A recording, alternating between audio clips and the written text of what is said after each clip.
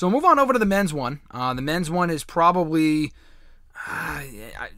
even more unpredictable. There's a lot of different people that can win this one. It's a lot like the women's in that, we have our money on Daniel Bryan. A lot of us do. I'll get your thoughts on that in a second. But it's the same thing where I'm not 100% sure. I honestly, at this point, I'm even less sure than I was a week or two ago, coming off that report from WrestleVotes, which is a pretty credible insider WWE Twitter account, mentioning that there was one possibility for the ending, I think, of the men's Rumble. I forgot, whatever it was. I'm pretty sure it was the men's Rumble. That was a pretty scary idea, and it was being strongly considered. So that does worry me. But among those announced so far include Daniel Bryan, of course, Bobby Lashley, AJ Styles, Randy Orton, Otis The Miz, Jey Uso, Cesaro, Jeff Hardy, Sami Zayn, Dolph Ziggler, Shinsuke Nakamura, Big E, John Morrison, Sheamus, Mustafa Ali, and the returning Edge. So 17 of 30. We always have the usual surprises, NXT appearances. Last year it was Riddle and Keith Lee. I thought the surprises last year were really well done. We had MVP, the returning Edge, Riddle, Lee. Surprises last year were great. So what's going on here, Mr. Marceau? We'll just kick off with the obvious. Who wins? Who's your pick? Who's the first person that comes to your head? I feel like Daniel Bryan's what people are going with. I just have a huge fear that Brock's going to come back and win it. That's exactly what I think the report was indicating. And I am so out on that. I mean, the Fiend winning would be sick if he came back and won. Bryan or him, Keith Lee, I guess. When I saw that report, the first thing I thought of was Brock coming back and winning, and I was like, for the love of God, please no. I like Brock. I'm a Brock guy, but he just did not need to win it.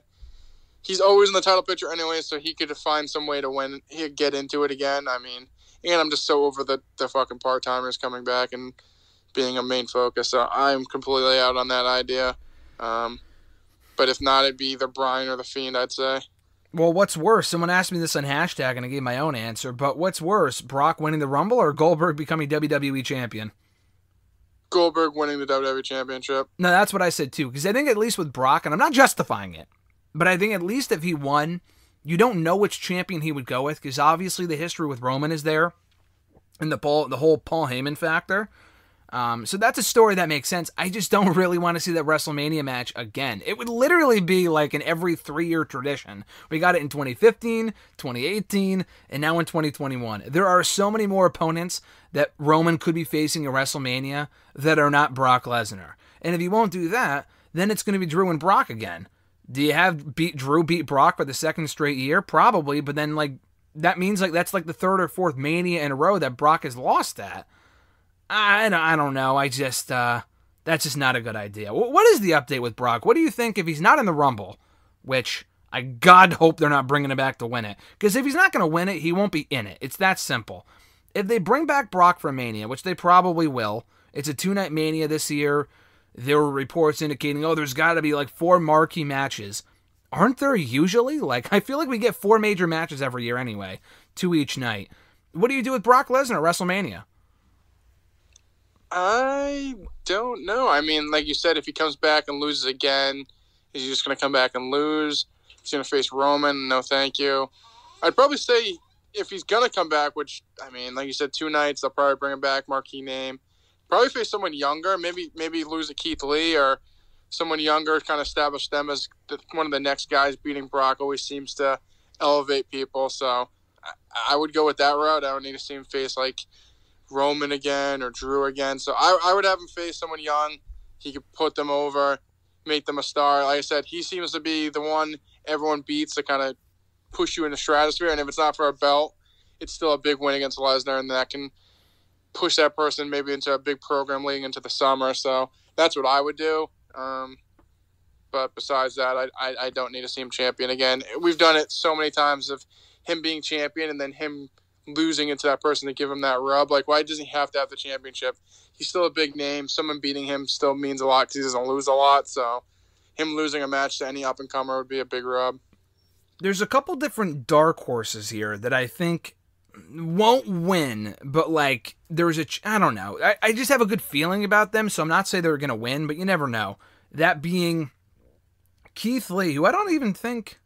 He's not even announced for the damn thing, so I'm not even really sure what's up with that, but I mean, they'll announce the fucking Money in the Bank winner, but they won't announce Keith Lee, which makes no sense. Like Elias is in it. Like, who gives a shit? I think Keith Lee is a dark horse. I think Sheamus is a dark horse because, you know, with the whole McIntyre thing, he's already won a Rumble. Don't want to see it again, but he's a dark horse. Cesaro, given the push he's gotten recently, but I'm not stupid enough to think that's going to lead anywhere. Nakamura, you don't see that happening. And AJ Styles and Bobby Lashley too. I think Bobby Lashley's been. I mean, Randy was so adamant about him winning. I don't think that's going to happen. I would love to see Bobby win. He's the current U.S. champion. Unless he was to drop it earlier on in the show, I don't see him winning the Rumble. AJ's got absolutely nothing going on right now. You mentioned The Fiend. I feel like there's a couple people you could have win where you could justify, okay, that makes sense. And then you can kind of run with it from there. Because AJ never really got his one-on-one match for the WWE title, and he has history with Roman Reigns. So he's another one. I feel like there's a lot of people in the Rumble this year that you could make a case for, even though they're probably not going to win. No, I mean, I think the possibilities are endless. I mean, this just came in my head, which I don't know why I thought of this, but, like, you could have it coming down to the end. It's just, like you said, either a Keith Lee or Cesaro, and it's them and Randy. Randy seemingly looks like he won. The Fiend comes back, throws him out, wins the whole thing. I mean, stuff like that is definitely possible. I just don't. I like Brock too, and I just don't think he needs to win. So I'm hoping it's not him. And like Randy doesn't need to win again. Sheamus doesn't need to win again. Shinsuke definitely doesn't need to win again. I mean, what is he going to lose again at WrestleMania? So I would go with Bryan. I just don't think that's the direction they'll go with. Even though it seems like he's the guaranteed choice or like the favorite choice, the company likes him. I don't know. I feel like they're very hesitant to pull the trigger on him. So I'll go with him, but I wouldn't be surprised at all if he doesn't win. Yeah, I don't know. What if the Fiend wins? I mean, that what you just said makes sense. Do you have him face McIntyre at WrestleMania? I mean, I guess it's a fresh match, but I mean, him and Roman never really did their feud, so what would you do? I mean, if he won, I would have him and Randy finish whatever they have coming up, either Elimination Chamber or Fastlane, just to finally put a bow on that feud, and then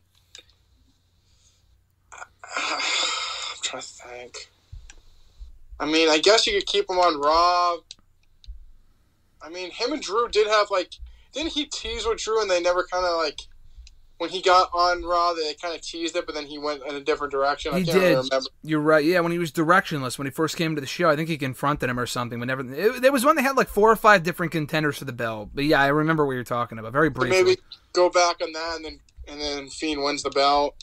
I mean, I like the Fiend as a character. Just him as a champion, I don't know. They've never really done it justice, and his matches aren't really great enough for me to justify him winning the belt. But I mean, that's a more interesting direction than Brock coming back and then going for the belt again, if you ask me.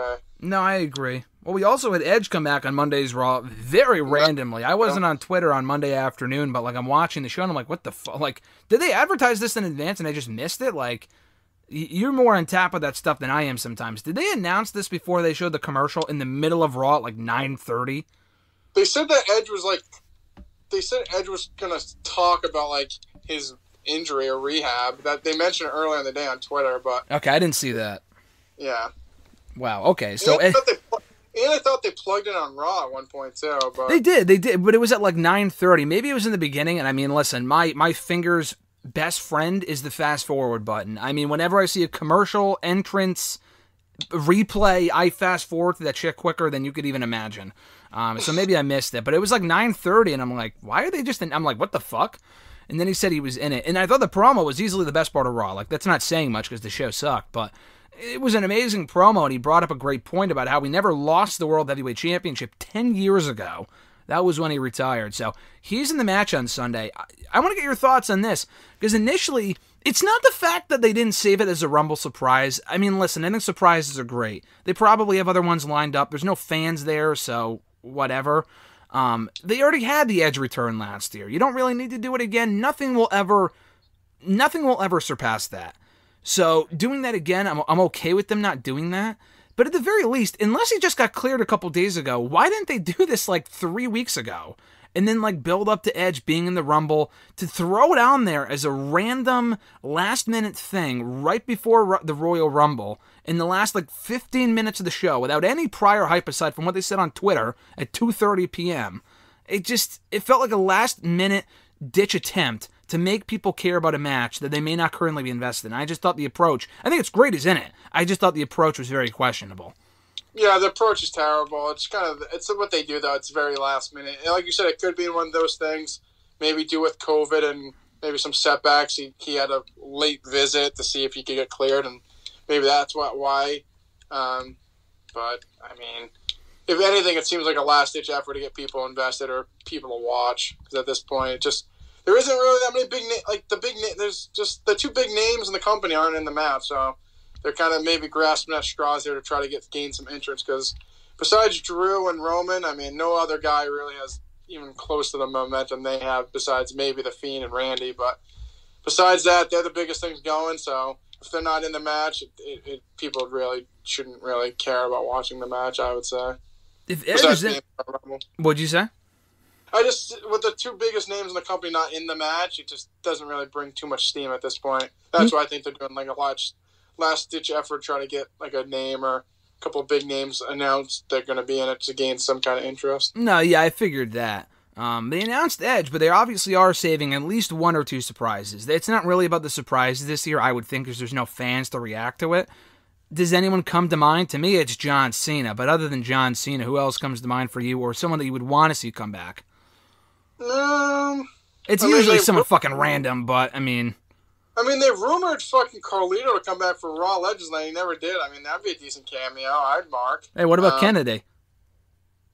Yeah, I'm not a big Kennedy guy, but I mean... Ken Dwayne you are, though. Oh, if Ken Doane came out, I'd pop huge. Kenny Dykstra, baby. Oh, I'd go crazy, but I don't know. I just... There isn't really too many people I'd really go crazy for as like a legend at this point, but we'll see. I mean, Cena would be neat, though. I think people would be surprised if he came back. Remember when Kenny Dykstra and, what was it, Mike Mondo, they were on SmackDown about 5 years ago? Yes. They were on SmackDown very briefly. This isn't funny, but I remember there was a report at the time that, I don't know if it was Ken, but I think it might have been Mike Mondo. They did an interview after they returned, because they were on the show for maybe like a week or two, and I think they thought like they'd be brought back full time. So I don't know. I don't think it was Ken. I think it was the other guy. I think it was Mike Mondo. He quit his job just to be at WWE because he thought, to do the appearance because he thought they would bring him back, and they never did. How sad is that?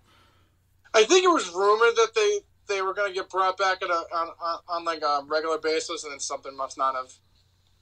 I know that they went to MLW for a little bit too, so maybe that's what they actually thought they were going to come back as a thing, and then it didn't work out. Like you said, he might have quit his job, but I mean, it did seem kind of random just to bring him back in. I mean, they're both good in the ring, and now they're a little bit older, so maybe they mature. It seemed like their issues before were a lot of maturity. I mean, their gimmicks suck too, so I mean, when you're pitching a hole in them with a cheerleading gimmick, I mean, they can only go so far in. They all were pretty young at that time, but I mean, I wouldn't quit my job unless I had some kind of inkling I would be a full-time thing. So maybe they thought it was going to be a more full-time thing, and it just didn't pan out. But yeah, I heard Dykstra. I think he was 30 at the time that he came back. He must be only 34 or 35 now, which is wild to me. I mean, he debuted when he was 20 or 21, so I can't say I'm too surprised. But yeah, I mean, that's good. And he was in great shape when he came back too. Yeah, 04, 05. That's almost 14, 15 years ago. Yeah, it makes sense around 35, 34. We'll see. But we'll see about Ken Dykstra. Is he your big who's your big prediction? Not obviously Ken Dykstra. Who did you say again? Cena, obviously? For the match or for... I'm sorry, for who do you think is going to come back? Oh, Cena. Cena. What about who's going to win again? I want to say Bryan, but then I feel like I'm jinxing it, and then he's not going to win. I feel like if I shoot low and say Brock, then I'll be pleasantly... Like, last year I said Roman. I think I said Roman because I'm like, there's no way they're actually going to go with Drew. And then they did. So, I don't know. I'm gonna be optimistic and say Bryan, but if I'm wrong, and it's Brock, then I'm never going to pick who I want to win ever again. I know, I'll go with that. I'll say Cesaro. I mean, I don't think he'll win, but just so Brock wins or... Bryan wins, I'll be surprised. So I'll go with Cesaro. If Cesaro wins and there's no crowd for that would just be. It would be sad because it would be like the reaction that there were fans there aching to WrestleMania 30. Cam's favorite moment of all time, the what is it, the Kofi toe thing? What did you call it? Kofi toe drag. The Kofi toe drag. You were at WrestleMania 30. You were there for that reaction. Yes, sir. Great moment. Oh my god, I fell out of my seat. When Cesaro won? Yeah. We're the people, everything. Oh my god, big moment. Big moment. And that was it. And then it was all downhill from there. Then he aligned with Paul Heyman, and then the rest is history.